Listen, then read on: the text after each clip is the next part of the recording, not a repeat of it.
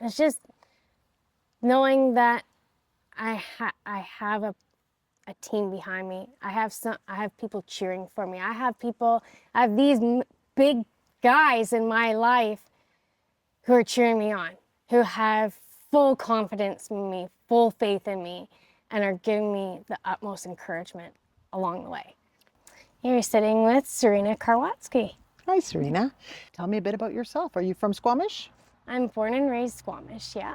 Okay. I was born here in 1983. School did you go to? I went to Brackendale Elementary School, and then I pursued French immersion, and I went to Mount Clem Elementary School for grade 6 and 7. Okay. And then, like the most of us on this side of the catch, we went up to Brackendale High School, Yeah. which is now Don Ross. It was Brackendale then, and then I went down to Howe Sound, where I graduated in 2001. Okay, so anybody watching us from the class of 2001, they can give you a shout out. Yeah, for sure. Okay. There's a few of us still left here. Do you have any stories from your school age years or anything about Squamish in those days that you want to remember? Anything from that time? Oh gosh, there's so many memories. One sticks out, and it will correlate in my story as well as we go along. It's with a girl named Andrea Baker, and I was in kindergarten, and I believe Andrea was in about grade 2 or 3 at the time. And there was a windstorm happening in Squamish, like we get lots of those, but I was in kindergarten, so I was 25 pounds. I was little. And I remember us all going into the school, into our classrooms, but the wind started picking me up and I hung on to the fence, on the chain link fence. And I remember Mrs. Coach, my teacher, sent Andrea out to me, or maybe she just came and grabbed me, but I remember her picking me up in a big bear hug and taking me all the way back to my class and put me down. And I'll never forget that. And when we started working together, we brought up that memory and we shared that memory again. Lots of memories growing up here in Squamish, being outdoors, being in the woods, creating memories of building forts and jumps with your bike and whatever else, right? Well, you didn't leave, or did you leave? I have. You have left. Where did you go? In my mid-20s, I went to Newfoundland, and I lived there for a year and a half in Corner Brook. It was a wonderful experience. I drove all the way across Canada, and I drove all the way back across Canada after my experience was over. I wanted to move home. I missed my mom.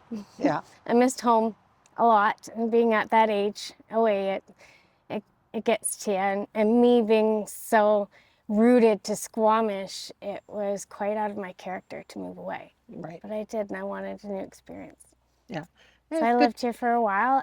And then just recently, I moved to Mission to pursue drift car racing.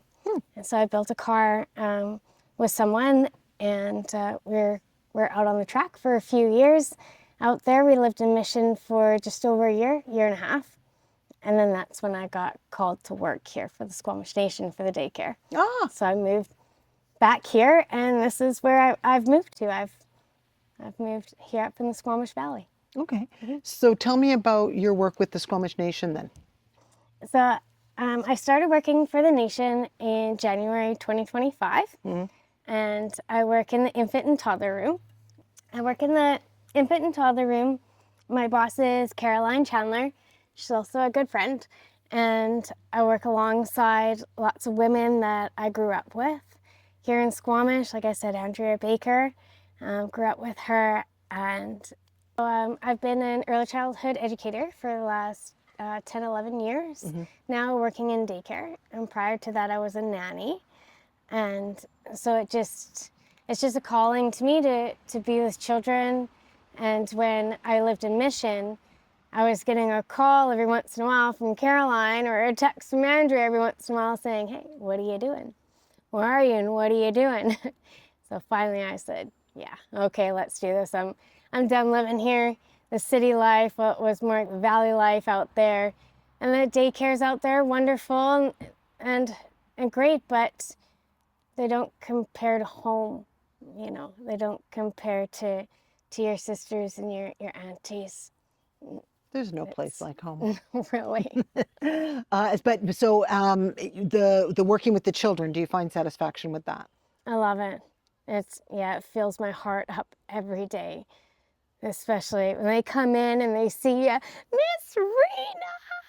They give Hmm. you a big hug, whether they're in my class or they're in another class. Like the morning, good mornings, it just sets my day for success in my heart. And then at the end of the day, to give them those goodbyes and those hugs and see you tomorrow.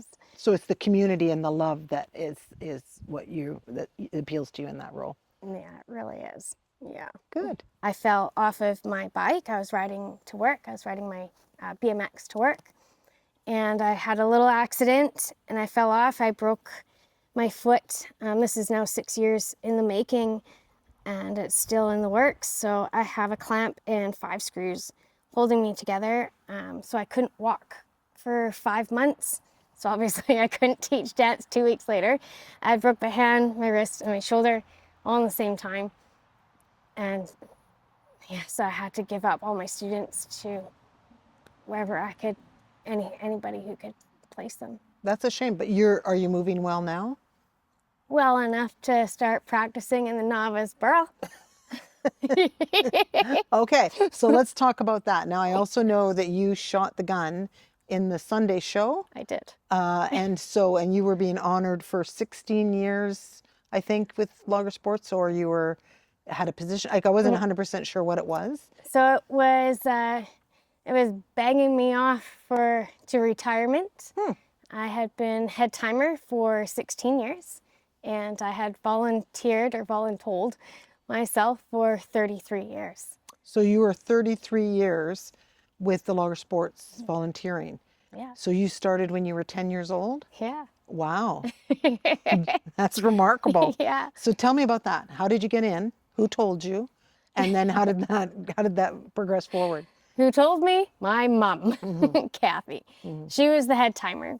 Mom was head timer for, she says, 20 years. And she volunteered as a timer before that for 5 years. So once I was old enough and responsible enough, then she shot me into the show as a runner at 10 years old. And then at 13 years old, or 12 or 13, I can't quite remember, then she bumped me up to a timer's role. So I stayed a timer until 2010. And 2010, she handed me over the head timer's watch, and I've been taking that on for 16 years. Wow, good for you. And now what will happen? Who's taking out? Who's coming in after you? So there's a few. So me has turned into 5 because I felt that just taking on all those tasks myself, giving that over to somebody else, they wouldn't be keen on that. That it was just a little too much. So I broke myself up into 5 people. 2 of those people are head timing training. So they're learning how to run just the field, just the show of it all. And then I have Dana Foddy, I've actually handed my time watcher, my stopwatch to.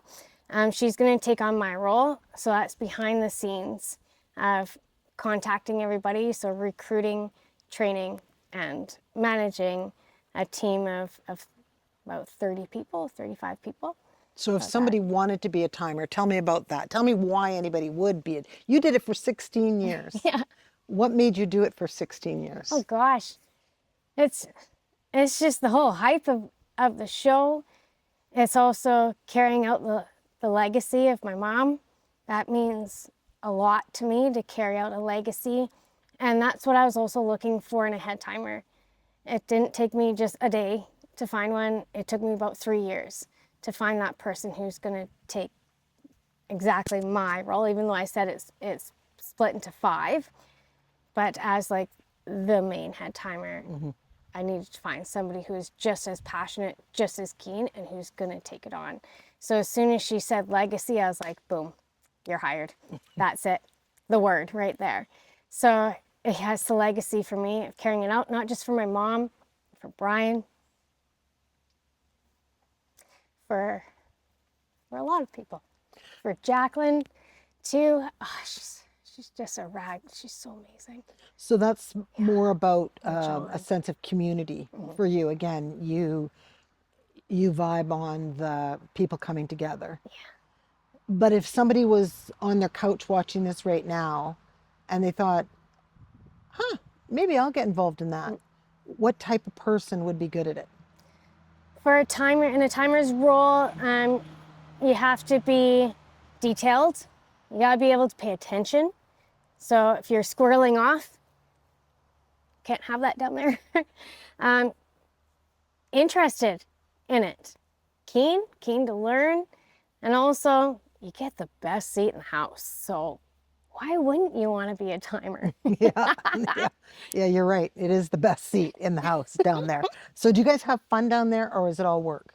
It's a lot of fun. I call it I call it hardly working. Yeah. Yeah, you're just having a seriously fun time down there. As a timer, you're just having a blast down there. You're with a person, so if you're a brand new timer, you're paired up with another timer who knows what they're doing. Somebody who's, we call it a pro, has their experience, they're seasoned, they know what they're doing, so they can help you. And so, yeah, I got a call from Brian asking me down to the field, and I thought, oh gosh, here we go. I know exactly what they're gonna ask me. Okay, I'll go down, right? So I'm thinking, okay, I'm digging my heels in the ground. I'm not going to do this. This is on the other people who've taken over. And so as soon as Brian says, so we need a head timer for the show. You think you can do it? And I said, I take a deep breath, right? And I look over at John Herford, and he's got his smile on, and he's nodding his head. Yeah. And I said, yeah, I'll do it. I can do it for you guys. I had 3 days before the show to set up. That's insane. We usually start in April to set up for our show. I had 3 days, so here we go. There's no electronic database, no nothing to go off of. So I said, hey, Mama, do you have anything? I need a list. Can you give me anything that I can call people and go off of? So she shot me a handwritten list, and I thought to myself, I can't do this by myself. And my mama has always had somebody else, 2 head timers, always. And so I was like, okay, I need to find a head timer right now. So I called up Kathy Greenlease and I said, hey, how would you like to be a head timer this year? And she just jumped right in the role and she says, absolutely, yep, I'm in. So Wow. she helped me kick that show off, set it up, gear it up, and we had a fabulous show. We nailed it.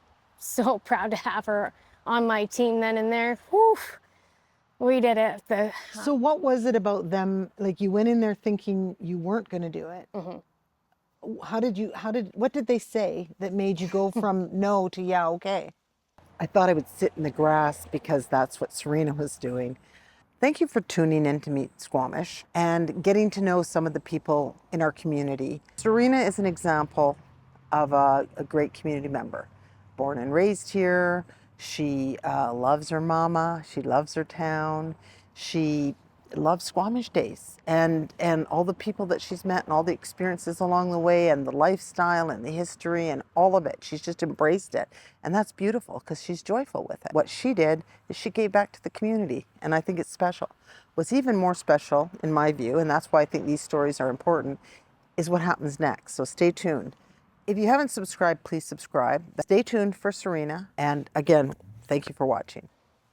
It's just knowing that I have a team behind me. I have people cheering for me. I have these big guys in my life who are cheering me on, who have full confidence in me, full faith in me, and are giving me the utmost encouragement along the way. Is that it? That they gave you, they had confidence in you so you could have confidence in yourself? Basically, That's remarkable. yeah. I needed that extra push. Yeah, I think most of us do, you know, but it's powerful. It's very impactful, and still to this day it is extremely impactful on me. Every year that I start Squamish Days, I hear Brian's voice. You got this, kid. I believe in you. And then after the show, those hugs, those big Brian hugs, God, he'd squeeze you hard. And of course, he's wrapping right around my body. I could probably see his arms all the way around me, and he gives me a big pat on the back, and he tells me, I'm proud of you. I'm so proud of you. I was watching you, he says. And those words, they always stick heavy right in my heart. And as soon as Logger Sports starts, those words keep me going every year is him.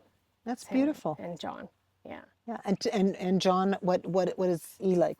How is he helping there? John is very much the same. He's he always gives me so much encouragement. He's always locking eyes with me, giving me the thumbs up, especially at the Chokerman's race, because that's his thing. And gosh, that just sends me way over the trees every time I see him there. I'm like, you know, and all that emotion runs over you, and you just try not to cry in front of 3,000, 5,000 people.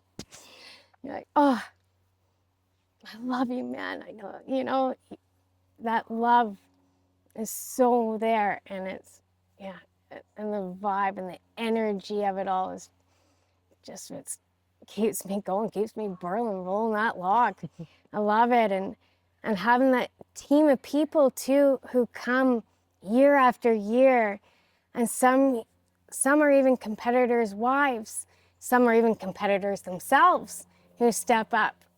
Some people are from around the world who come in and volunteer just because they love it so much. And that also, it keeps me doing my job because I love it so much. Just having that connection with people, seeing them once a year or running into them around town, and just having that little Logger Sports connection, right? And also building some pretty cool friendships out of it too.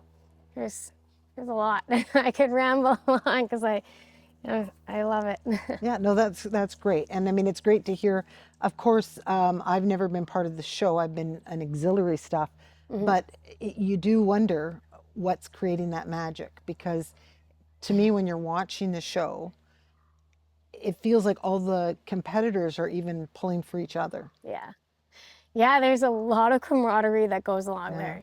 Even though you're competing for top dollar and top place in the world, you're also sharing that passion and, you know, that drive with your competitor. You may competed with them in a single buck just moments ago, and now you're watching them do a stock star or hot star, something going on, and you're down there cheering for them on.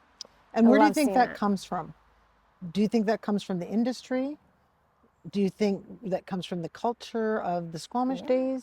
Like, you know, like, because the whole time I've been watching it, and I've been watching a couple more years than you, it's been the same thing, right? Yeah. So I'm just wondering where it came from. And I think it's just the love, the absolute love for it all, and the passion that they have for it.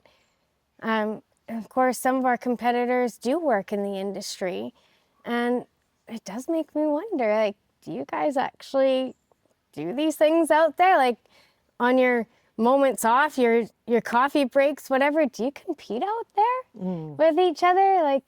Like what we say back in the day or in history times? Because that's where Squamish Days all came from, was these guys working out in the bush and creating games for them to do. So I wonder if they do that still. But yeah, the camaraderie is very much there.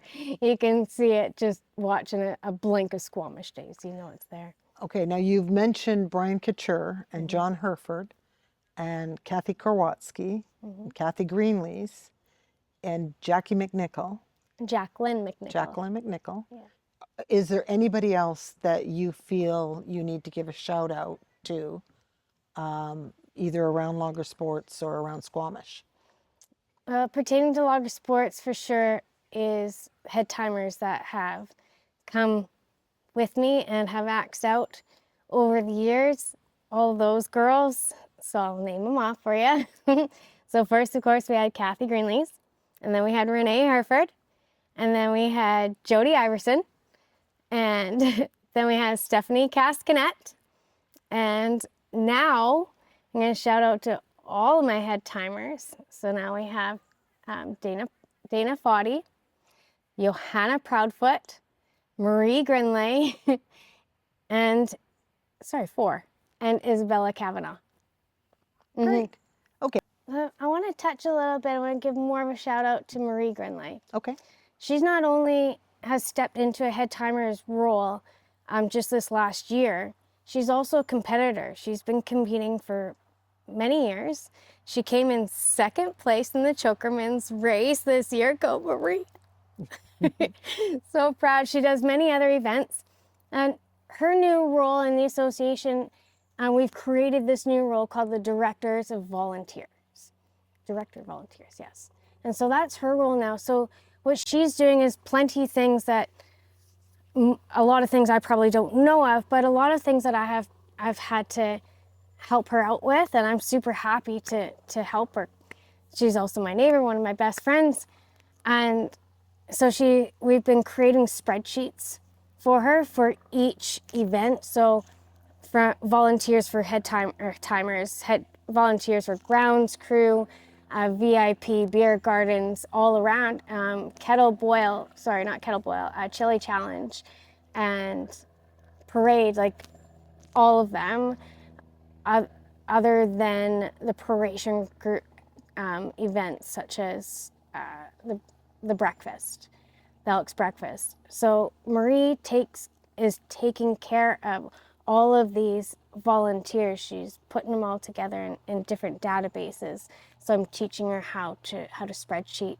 And so both of us were learning how to create this role, really, and what that role details and what it entails. So this year and last year as well, she stepped up, and this is something we've never had in Squamish Days, is all of our volunteers are fed. We've never actually been fed before. It's go get your beef on a bun. That's your food for the day. Of course, we get a wonderful volunteers dinner led by Elma Lewis. But Marie, she's gone to Nesters and has donations from Nesters with all types of produce and sandwiches and things like that. And then she went over to Naked Lunch, and Naked Lunch made all the sandwiches for us. And so Marie dispersed all of this food amongst all these different places throughout the festival. Nice. It's incredible. So thank you, Marie, for stepping into this role. This is something that Squamish Days has needed for many years, and I'm excited for you to continue this role. Does Squamish Days need more volunteers? Absolutely. And if somebody wanted to get involved, how would they do that? They would go on the website, squamishdays.ca, and then you'll see in the drop down to volunteer, click that and fill out the form. Or you can email Marie directly at volunteer@squamish.ca. Perfect. Now, okay, so Squamish is going through some big changes, and certainly in your lifetime, it's gone through some big changes. If you had a magic ball and you could keep one thing the same in a capsule that didn't change about Squamish, what would you? That's tough. I would keep Squamish Days. No, if I had to keep something like in my childhood that has come and has gone and has come and gone again, that I feel that Squamish really needs is a theater. I remember the first theater, downtown Squamish, on Cleveland Avenue there, across from the Dairy Queen, and I watched The Land Before Time with my sister and Dale Kelly. I was just a little one, and then we had a theater come back as well, and that was where the Dollar Tree is in the Highlands there. So we have a winter here, and we also have families and people of all ages who aren't so outdoor recreational. They need something inside. So I really miss having a movie theater for all of us. Bowling alley was wonderful. That was super fun. I love that bowling alley. We also had an arcade here at one time. So I strongly feel like Squamish needs to focus a little bit more on indoor activities for for our kids, our youth, and all the way through everybody that live here, from babies all the way to our seniors. Same question, but you have a magic wand and you can change one thing. What would you change? Squamish so much. What I would change is I would change the highway in a way so that or just transportation really from Squamish to even Whistler to Vancouver, have it more accessible, have a ferry, have a train, have something other than just this highway, because as we can see it, our balloon is not just a ballooning, it's exploding, and we can't handle this infrastructure. Like, we just can't handle it. We see it every weekend or during the week, no matter when it is now. Our highway is unfortunately being shut down because of unfortunate reasons. So I strongly feel that if I had a magic wand, I would create more types of transportation to and from Squamish. Okay. And the last question is, do you have any last words for the community, or any last bits of wisdom that you'd like to, anything you'd want the community to know? Just thank you Squamish for always being my home, and for everybody always being so kind and wonderful here in Squamish. We are a community, and it is definitely seen, not just in Squamish Days, but it is seen in many other community events. So I'm just so proud to be born and raised here in Squamish, and I'm here until the end of my days. Timber.